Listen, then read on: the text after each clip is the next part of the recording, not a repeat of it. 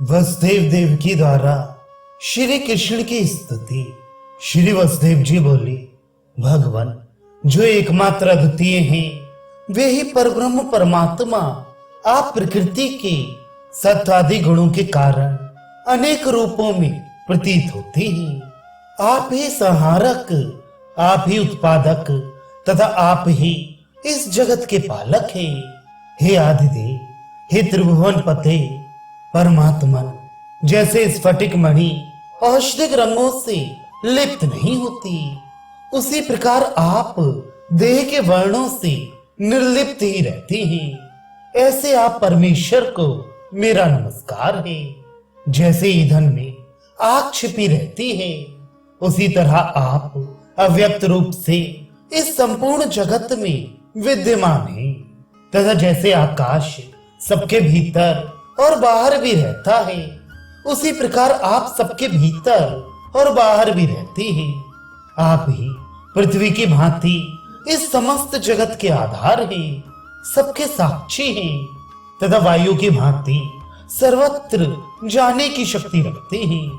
आप गौ, देवता, ब्राह्मण, अपने भक्तजन तथा बछड़ों के पालक हैं और उद्भट भूभार का हरण करने के लिए ही मेरे घर में अवतीर्ण हुए हैं। इस भूतल पर समस्त पुरुषोत्तमों से भी उत्तम आप ही हैं।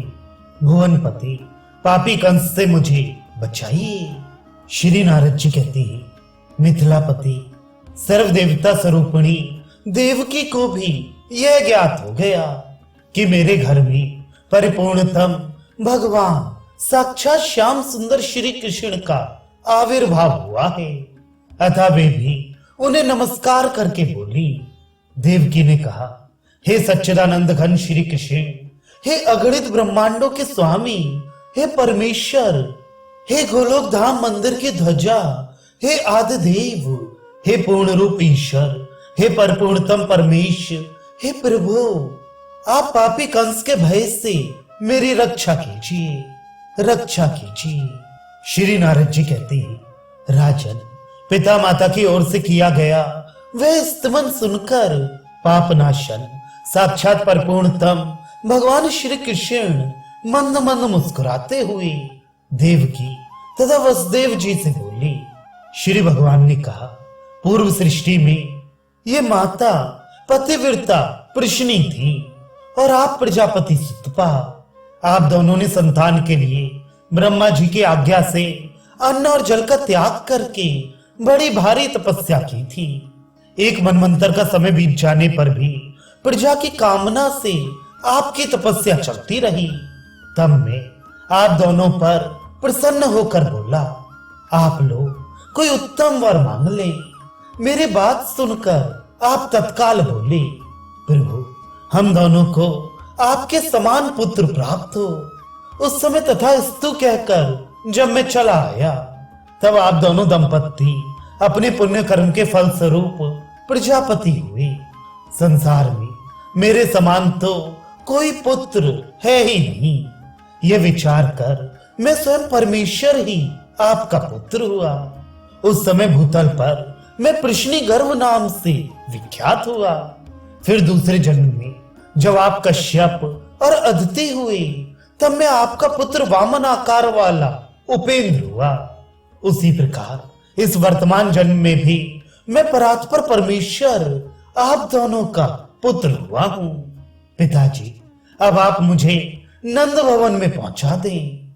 इससे आप दोनों को कंस से कोई भय नहीं होगा। नंद राय की पुत्री को यहां ले आकर आप सुखी होइएगा। श्री नारद जी कहते हैं, राजन, यूं कहकर भगवान वहां मौन हो उन दोनों के देखते देखते वर्तमान स्वरूप को अदृश्य करके बाल रूप हो पृथ्वी पर पड़ गए। जैसे किसी नट ने क्षण भर में वेश परिवर्तन कर लिया हो। शिशु को पालने में सुलाकर जो ही वसुदेव जी ले जाने को उद्यत हुए, त्यों ही महावन में नंद पत्नी के गर्भ से योग माया ने स्वतः जन्म ग्रहण किया।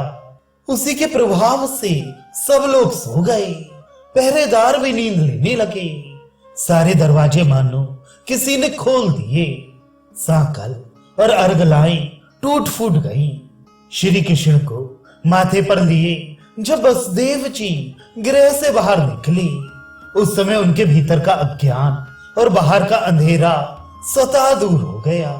ठीक उसी तरह जैसे सूर्योदय होने पर अंधकार का तत्काल नाश हो जाता है।